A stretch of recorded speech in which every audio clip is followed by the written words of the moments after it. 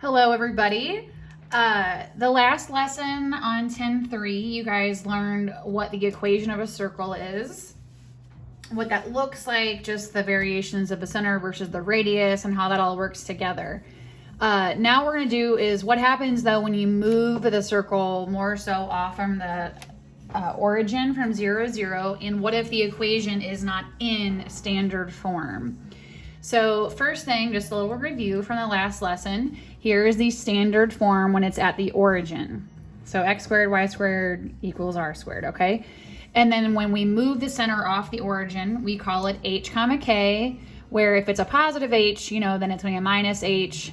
If it's positive k, then it's minus k, and then vice versa. If those become negative, still equals r squared. Remember, as usual, pause this video as you need to write any examples down if you want to have them handy, or formulas, things like that. So I won't take too long on each of these just because that way you guys can work at your own pace. If you're curious, I'm going to do a few kind of guided things with you, and then I'll show you the discovery of where this particular formula comes from, and there are 7 examples that I'll kind of walk you through. So look at what you need. But these were what I would have had you guys do, kind of as a warm-up with a neighbor or something like that.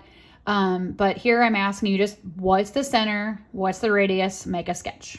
So very clearly this is just going to be opposite of 3, or negative 3, opposite of positive 2. So we get 3, negative 2 is our center. The radius is the square root of 14, which simplified is root 14, but you wouldn't actually graph that. You'd need to know, like, what is that number? It's around 3.7. So nothing fancy, just give a little sketch so you know kind of what quadrants it's going to fall in. That'll become important when we start graphing circles with other things, like maybe another circle or another quadratic, a line, things like that. Part B, write the equation given, again, the center and radius. So parts A and B, these are just kind of review from the last lesson, just to make sure you guys are all on the same page. Remember, when you square a square root, it just becomes whatever that radicand was, whatever was in the root. Now part C, this one is unique because I'm giving you the center, so you know it has to be x plus 3 squared and then y minus 8 squared. But I did not give you the radius. You have to figure that out. There's a couple ways you can do it. We did that a little bit on the last lesson. So you could graph that. That's what I would always do, just so you really have an understanding of what it should look like, what a logical answer would look like. But you could do a couple things. You could do the distance formula, that's the main one, or you could actually plug in these numbers, plug in a 4 here, plug in negative 16 there, and then actually simplify that, and you're gonna get 625. But if you graph this and you put the center here and then this point there, and you did Pythagorean theorem, you're gonna get the square root of that as your actual radius, which again, we want the squared number. We don't actually want the radius, we want r squared. So write those down if you need to. Example 1. So here I gave you the graph, and I would want you to write the equation. So the center is at 1, negative 4, and your radius, you would just count. I wouldn't give you a really vague number, so you would just count from here to here, here to here, here to here, or here to here. If you count each of these and get a different number somewhere, you miscounted somewhere, so double check that. So here we're going to get this equation. I covered this bottom part for a reason. Again, this is called standard form. What I want you now to do is to actually FOIL all of it out. Okay, and I'll show you what that looks like. So if you were to FOIL x minus 1 squared, you'd get this. If you were to FOIL y plus 4, you're going to get this guy. And then 36 stays 36. I'm going to go ahead and kind of combine the like terms, but put it in standard form as far as exponents are concerned, meaning, the highest exponents go first, then the single variables go next, then the constant equals 0. So what's going to happen now is I'm going to show you how to go from this form back to that. That's what the next couple of examples are for. And I'm going to cover this up so you guys can't see how to do it. Okay. Now, here, this is definitely one that you're like, that's not even a circle. You don't know, like, you're going to have to convert it.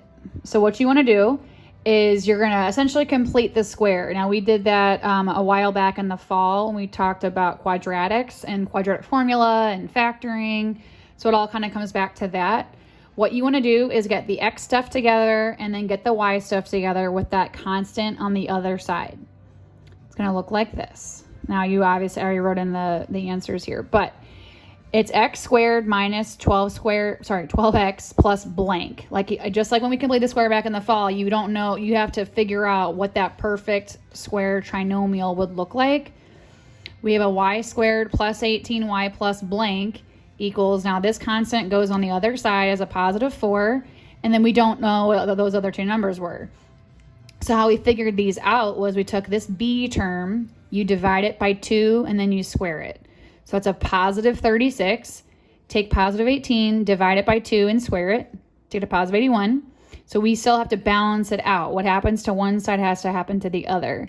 So you add 36 and 81 to the other side. And then when you factor this, it becomes x minus 6 squared.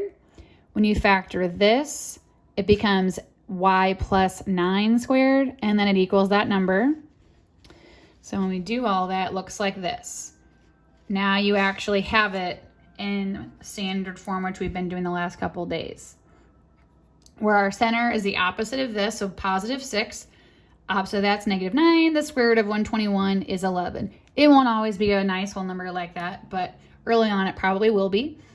And then I may ask you to graph it. So if I do ask you to graph, make sure you actually submit a graph, okay?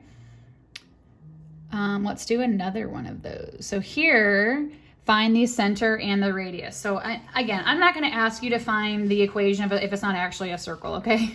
So what you're going to do, the key here is just like with completing the square. You cannot have a coefficient bigger than 1, okay? It has to equal 1. And if for some reason you can't make it be a 1, you're either doing it wrong or it's just not possible, okay?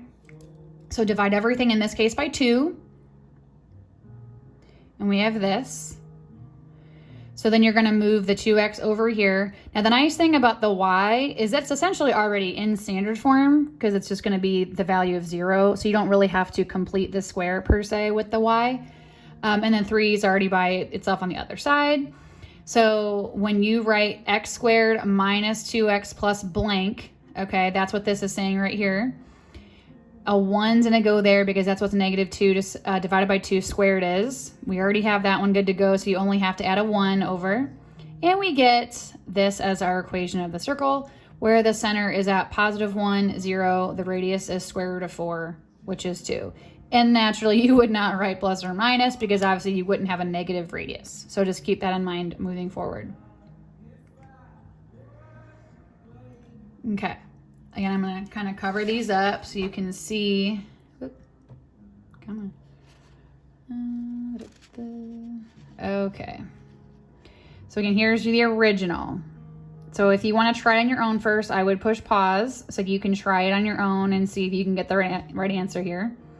Okay, so you'd combine the x squared with the 8x, the y squared with the negative 6y, put 2 blanks, and then you're going to add whatever those two numbers are to negative 16. Okay, turns out you're going to be adding a 16 here and then adding a 9 there. So you have to add that over to the negative 16. Factor it. And then there's our final answer. So again, pause that wherever you need to, rewind it, things like that. And then graph it. Okay.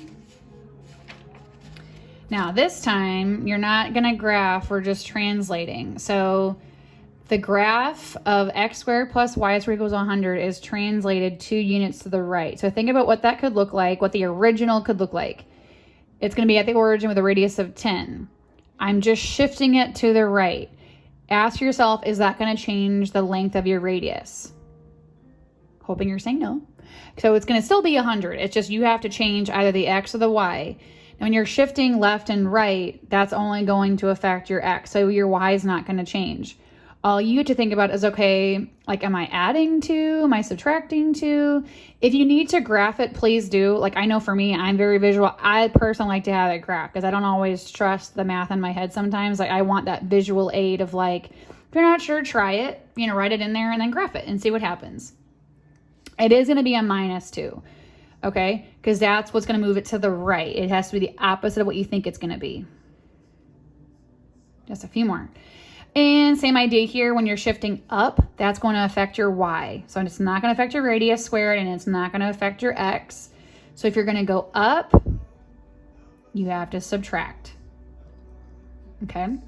And the very last one, this one is it's to the left and it's down. So it's going to affect your x and your y. Looks like that. Okay?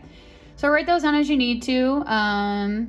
Otherwise, look for the assignment online and email me. Let me know if you just have any questions on those.